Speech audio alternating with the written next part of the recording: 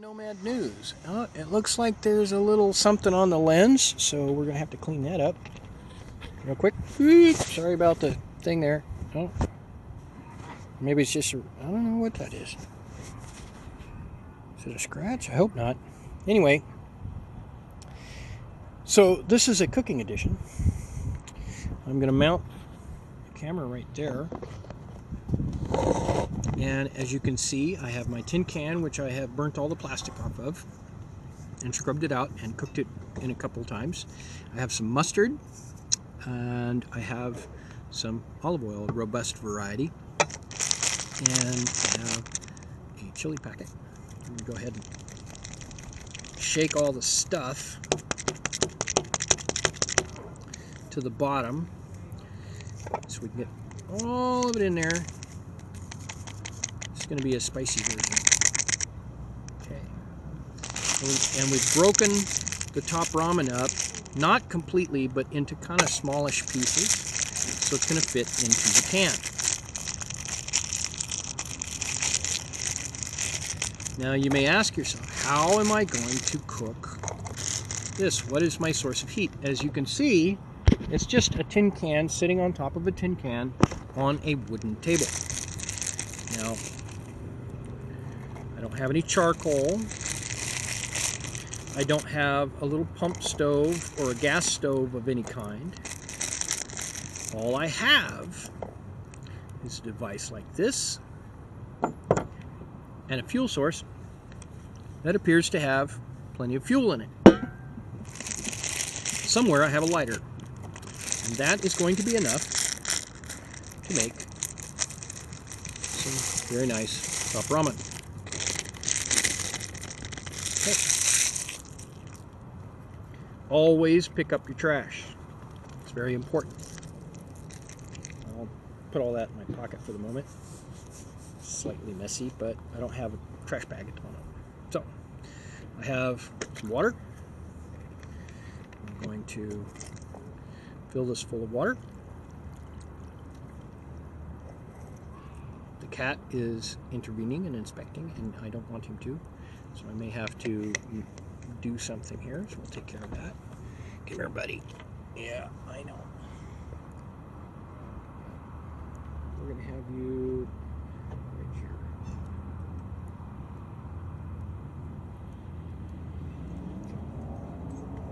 That way we don't have him sticking his whiskers into it. And I'm centering it on the can so it's nice and stable. And dig around in my pockets.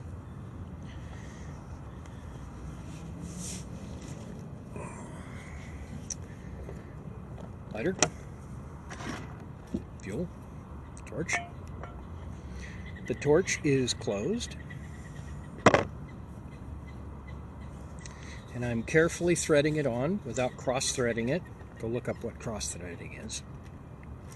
Not tightening it down too much, but as you can tell, the valve is already closed and you don't hear anything. Okay. Let's see. Yeah, okay. Hopefully I get audio through that. It's kind of one of the technical problems I'm working on. Okay, so I'm going to turn the torch on, put my glasses on so I can see what I'm doing really well. Oh, and that's got junk in it, so we're going to take my knife. As you can see, if you look really close, there's a little bit of pocket lint in the lighter. And it still has the little safety thing on there, which makes it a little harder to use the lighter in the kinds of ways I usually do. So we are going to take this part off temporarily, and there goes the lint.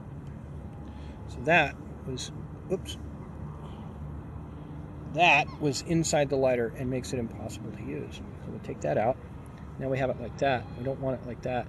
So we're gonna squeeze this until the little tines are back together again, just barely.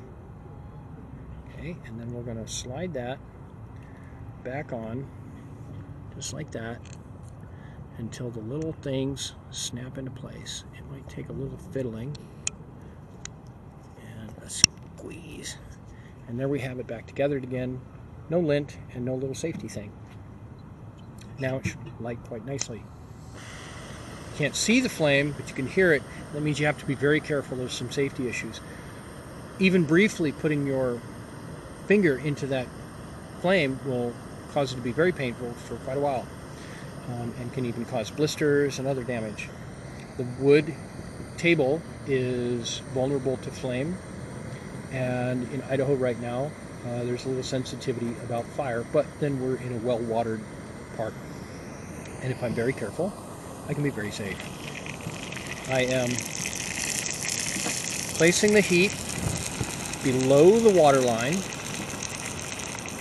and on the side at a slight angle so that part of the flame clings to the side and curls around, increasing the surface area. And I'm going to poke the top ramen to get it under the water and kind of move it around slowly. It's not super stable, so I want to be gentle, not to overstir it and knock it off against some little tin can pedestal. Again, we have a little bit of olive oil in there. I may put just a little bit more. And it has a smoky, robust flavor.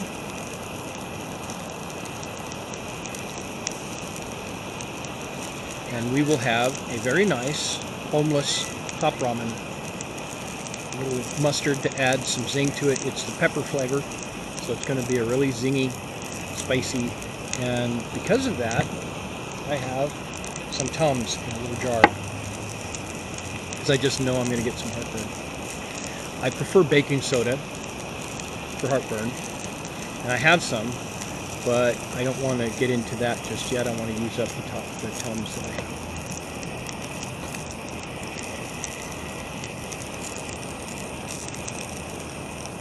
I'm going to move it around.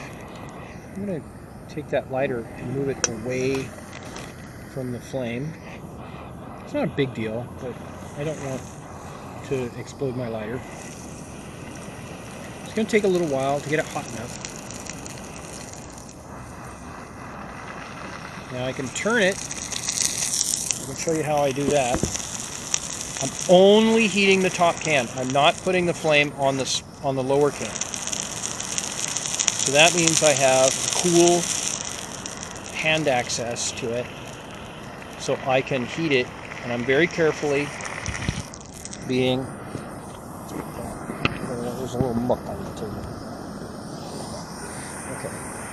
So I'm not, my flame is not anywhere near my hand, and I can easily cook with my little scorched can here. And water has a tremendous capacity to absorb heat. Once it has that heat, it'll take quite a while for it to dissipate, especially depending on what kind of other stuff you have in the water.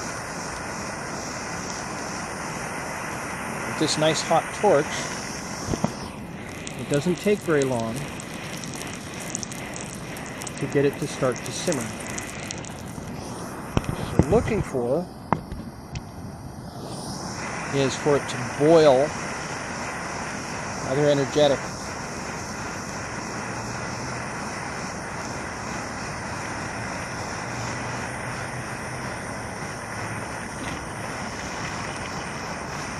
You can kind of tell while you're using something to push down and manipulate the top ramen just how cooked it is. It doesn't take very long once it gets hot, but in cold water, top ramen takes a very long time to soften,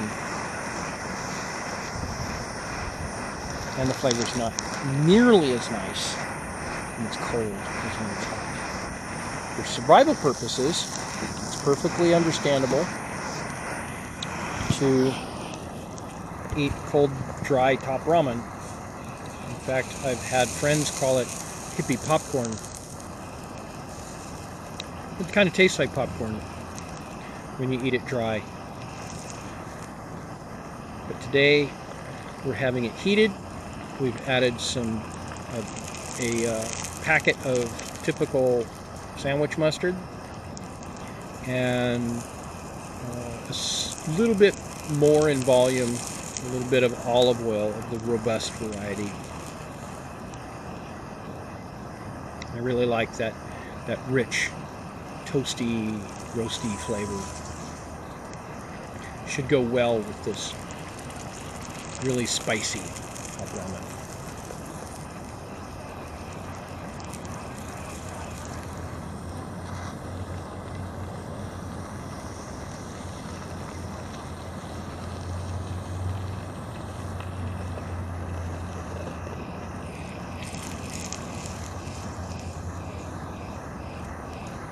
I'm rotating it because I want to spread the heat evenly through the water.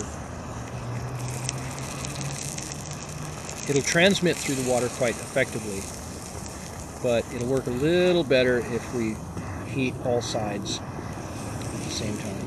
And now that it's starting to soften, as you can see, they're more flexible. I'm trying to stir it just a little bit so that the harder stuff in the middle gets to the sides, because in the middle it takes a little longer for that to get that full heat, which is why it's not quite boiling. It's just still stubbornly simmering. The broth has a really nice rich color with some oil floating on it. Gives it an extra richness to have that olive oil in it. There's some brands of Top Ramen that are actually imported from other countries that has a little oil packet, and some have chicken fat in a little packet, and those are very tasty. There is some controversy about those.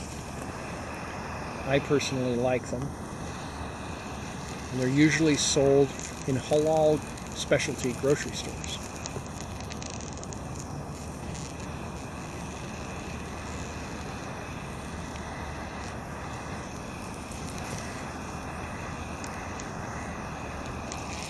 Let's take a look at our time on the camera. I'm at 12 minutes, so I'm going to shut the camera down, and that'll be a segment. This is Darren Merchant with American Nomad News Cooking segment. Have a wonderful day.